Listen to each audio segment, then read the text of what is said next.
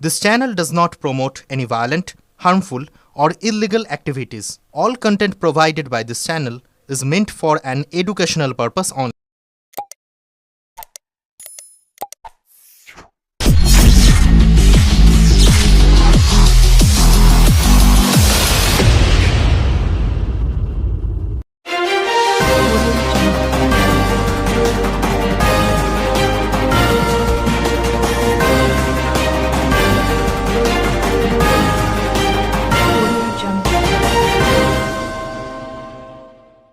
কাজ করতে গিয়ে সাত সকালে নির্মাণ শ্রমিকের মৃত্যু ঘিরে চাঞ্চল্য।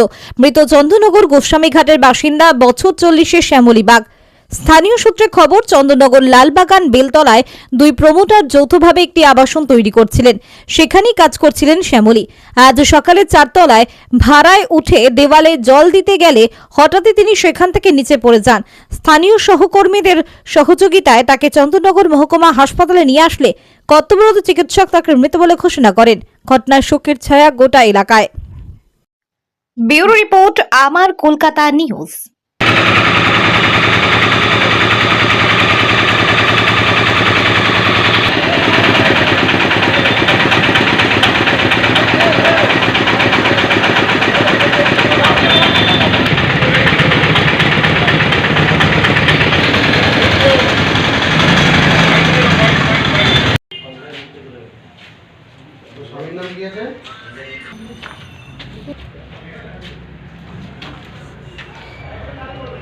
বাড়ি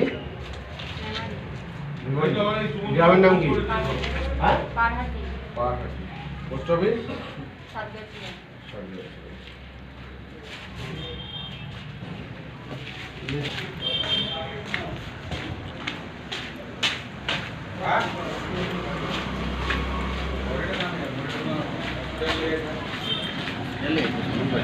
কিন্তু বডি রয়েছে। ওরা হসপিটাল নিয়ে গিয়েছিল, হসপিটাল ফেরত দিয়েছে ব্রড ডেড বলে, সুতরাং ওরা এখানে নিয়ে এসেছে। এবারে সমস্ত লেবাররা রয়েছে, তারা সবাই কান্নাকাটি করছে। ওর বাড়ি থেকে বাড়ির লোককে খবর দেওয়া হলো, তার হাজব্যান্ড এবং ছেলে এলো, এসে যাই হোক পুলিশ আপাতত বডি নিয়ে গেছে হসপিটালে। এই কি করে মানে কি করে হলো ঘটনাটা ঘটেছে একেবারে। আসলে এই সমস্ত লেবাররা, নির্মাণ শ্রমিকরা যে কাজ করে তার জন্য মিনিমাম সেফটির কোনো মেজার নেওয়া হয় না। একেবারে 4 তলার উপরে একটা দেখছি, ওখানে একটা ইয়ে আছে, মাচা আছে, সেই মাচাতে ভাড়াতে দাঁড়িয়ে কাজ করছে। আর মহিলা 45 বছর মতন বয়স, তো তিনি কাজ করছেন ওখানে, জল পাইপের কাজ করছেন, জলের পাইপ টাইপ গেছে, কিন্তু তার কোনো না আছে বেল্ট, না আছে কোনো ধরার পিছনে কোনো রকম রেলিং, মানে একটা বাঁশ দিয়ে যে তাকে ধরার জন্য। একদম ফাঁকা মাচায় 4 তলার ওপরে, মানে 5 তলার মাথায় তিনি কাজ করছে। কোনো রকমের অসাবধান হয়েছে, পা ফসকে পড়ে গেছে ভদ্রমহিলা। এখন এগুলো তো মানে যারা এই সমস্ত কনস্ট্রাকশানগুলো করছে তাদের তো মানে একটা অন্তত মিনিমাম সেফটি মেজার নেওয়া উচিত। তাদের অন্তত একটা বেল্টের ব্যবস্থা করা, কিংবা ওখানে যাতে ধরতে পারে, ধরে পড়ে গেলে বা ইয়ে হলে তার কোনো একটা ব্যারিকেড দেওয়া, বা একটা বাঁশ দিয়ে অন্তত একটা ঢাকনা দেওয়া। কোনো রকমই ব্যাপার নেই, বেচারিরা পেটের জ্বালায় কত দূর থেকে এসে কাজ করছে। অল্প কোথায় বাড়ি? বাড়ি গোস্বামীঘাটে। যে মহিলা মারা গেছেন নাম জানতে পেরেছেন? নামটা জানতে পারলাম, এই মুহূর্তে মনে পড়ছে না। গোস্বামীঘাটে। আর বলছি যে এই যে যারা মালিক বা যারা তারা স্থানীয়, তারা এখানে কাছেই, কিন্তু তারা কেউ আসেনি।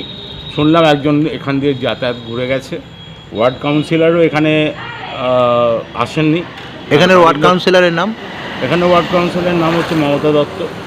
তার হাজব্যান্ডকে বলা হয়েছে, আমাদেরই একজন মানে শহর জুড়ে প্রমোটিং হচ্ছে কিন্তু তার সেফটি নেই এ ব্যাপারে। এবং এত বড় একটা অ্যাক্সিডেন্ট হয়ে গেছে রাস্তার ওপরে, সেটা শুনেও তার কানে পৌঁছয়নি, কিংবা কানে পৌঁছলেও আসেননি। তার কারণ হচ্ছে কাউন্সিলরের হাজব্যান্ডকে এখানে একজন ধরে বলেছে, কিন্তু তিনি এই এলাকার মধ্যে ফেরেননি। আর না প্রমোটার বা প্রমোটারের কোনো লোকজন এই এতক্ষণ ঘন্টা 1.5-2 ধরে যে কাজটা চলছে, পুলিশ বডি নিয়ে যাওয়া পর্যন্ত, ততক্ষণ তাদের কোনো চিহ্ন পাওয়া যায়নি। তারা নিজেদের আড়ালে রেখেছেন, কিংবা আজকে এখানে ইয়েতে কাজ করতে গিয়ে, এই প্রাপ্তির যে কনস্ট্রাকশন, এখানে কাজ করতে গিয়ে একজন কুন্ডুঘাটের মহিলা, মোটামুটি বয়স হচ্ছে যে 40-42 হবে, কোনো নিরাপত্তা ছাড়াই এই যারা নির্মাণ কর্মী তারা কাজ করছে।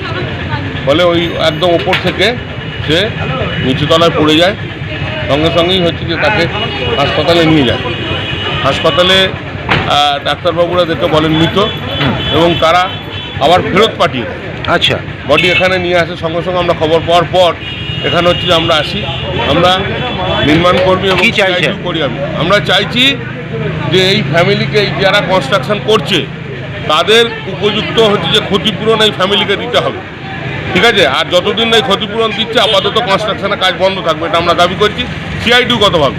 এবং নির্মাণ কর্মী যে সংগঠন আছে সেই সংগঠনের পক্ষ থেকে আমাদের নির্মাণ কর্মীরাও আসছে যে আমরা যতদিন না এই ক্ষতিপূরণ না পাচ্ছে ততদিন হচ্ছে যে এই কাজ আপাতত বন্ধ থাকবে। এই ফ্যামিলিটাকে হচ্ছে স্বামী আর হচ্ছে যে ছেলে দুজনই এসছে, কুণ্ডুঘাটে বাড়ি, এটা তার কেউ নেই, সেই কারণেই ক্ষতিপূরণ দিতে হবে। এবং আগামী দিনে যাতে হচ্ছে এই শ্রমিকরা যাতে এইভাবে কাজ না করে, তাদের নিরাপত্তার ব্যবস্থা, বেল থেকে শুরু করে যা যা সেইটা ব্যবস্থা করে যাতে কাজ করা যায়, সেইটা হচ্ছে যে যারা ফ্ল্যাট এখানে করছে, কনস্ট্রাকশন করছে, তাদের বিষয়টা দেখার জন্য বলছি। আমরা এই সাইডে কাজ করছি, আর একজন এই সাইডে কাজ করছে, আর একজন ওই কর্নারে কাজ করছে। এবার ও এলো, হঠাৎ অন্তত এলো দেখলাম যে ভাড়ায় উঠে পাইপটা আমি চলেছে, যে পাইপটা ওঠে সেই পাইপটা ছাড়তে গেছে, দিয়ে এবার কীভাবে মানে কোনো কারণে ও হয়তো ভারী ফুল হয়তো টাল রাখতে পারেনি, ব্যালেন্স রাখতে পারেনি, যার জন্য ও নিচে পড়ে গেছে। সঙ্গে সঙ্গে আমরা নিচে এসেছি, আমরা তুলে হাসপাতালে নিয়ে গেছি, জলপথে হাসপাতালে নিয়ে গেছি। হাসপাতালে গিয়ে জানতে পারলেন? তারপর ডাক্তার বললো যে এমনি মারা গেছে।